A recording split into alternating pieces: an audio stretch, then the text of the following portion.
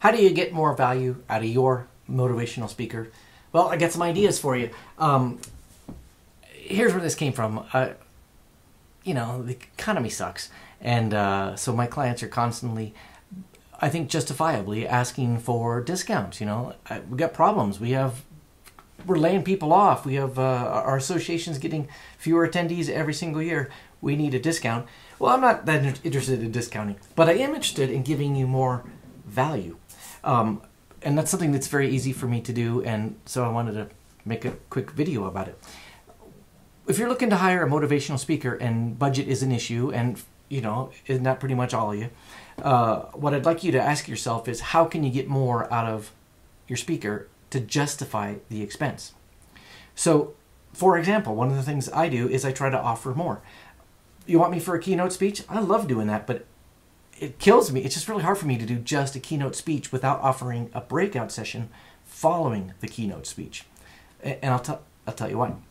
The keynote speech is fun. I'm proud of it. It gets them revved up. It gets them and buys them into my concept, which is using levity and lightheartedness and humor to create more, to deliver more, to produce more at work.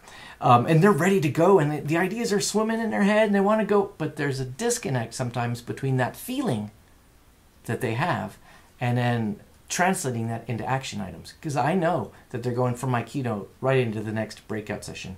It's going to be some high content, PowerPoint rich, crazy thing, and the power already of that keynote will fall away quickly. So I love having that keynote where we can say, all right, now you got the idea, now you've got the buy-in, let's roll up our sleeves, get out your notes, let's figure out how you're going to incorporate this into action steps now. How are you going to implement this stuff that we gave you earlier? Got it? So the point is this. What I want my buyers to see is that, you know, if you're able to book me for both, we can add both for a discount. In other words, you could get one keynote speaker and you could get one breakout speaker, but if you get one person to do the same, because I'm able to offer a discount, you know, it turns out to be a terrific savings. But why stop there? I feel like I'm on TV with that. But wait, there's more. What else could you have your speaker do? Well, you know, I'm speaking from personal experience. I do a lot of corporate emceeing. I'm a comedian, so it's not only easy for me, it's fun for me to MC a meeting. I just did this for a meeting in Las Vegas, and it was a blast because, one, I had fun, but really the best part was that the audience really got something out of it, and that meant a lot, of course, to the buyers. And the question is, what did they get out of it? Energy. So here's what happened. I started the day with a keynote speech, and then they were going to have really high content. It was a medical conference, super high content all day long. And this was information their people wanted, and it was information their people needed, and it was unbelievably boring. Plus, you add into the fact that our bodies are just not meant to sit in a chair all day long and learn. You know, we can't do that. It's just really hard on us. So what they did is they brought me in after the keynote, and between every speaker, I came in, I gently teased, but constantly celebrated that speaker. I joked about the medical issues and this medical device is what it was. And then I told them, you know, here's your break time, here's when to come back, and here's what's going to happen when you come back. And what happened is they came back on time, but then also when they came back, I was able to raise the energy up to prepare them for this really important learning they were to do for the next session. All right, so what's the point? The point is that we were able to give more value to this client at a much reduced fee than hiring a keynote speaker and a master of ceremonies. You starting to get it? So ask your speaker. If you're looking to hire a speaker, I hope it's me, but if you're looking to hire a speaker, I'd really like you to ask them, what can you do in addition to your keynote speech that will bring me, my meeting, my conference, my people, value in a way that makes this whole thing more affordable? That's a great question.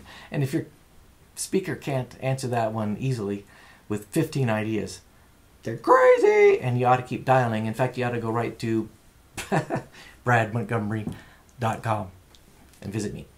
All right, so added value, that's what we're doing all the time now. It used to be, you know, I don't mind telling you this, when I first got started, I was an entry-level speaker, and I had my speech like this, and I hoped you booked me, and I came and I did it. Well, that's not the way I work anymore. Instead, my questions are, tell me about your meeting. What are your problems? What are your concerns? What do your people need? What does your meeting need? And then how might I be of service to help you to get all of those things? And it might be to come and just deliver a keynote speech, but probably not. Probably it's deliver a bigger variety, a package of services and ideas, of energy and excitement to create an experience from which your people can learn, they can be excited, and they can leave feeling like that was the best meeting ever. And all of this is a long way of saying there's many ways to get more value for your speaker without necessarily getting a discount. I think that's right. All right, Brad Montgomery, if you want a speaker, I'd love to be your guy. You can learn more at bradmontgomery.com. Give us a call and ask the question, well, Brad, if you're not going to give us a discount, how can we get more value from you? Love to chat. Have a great day.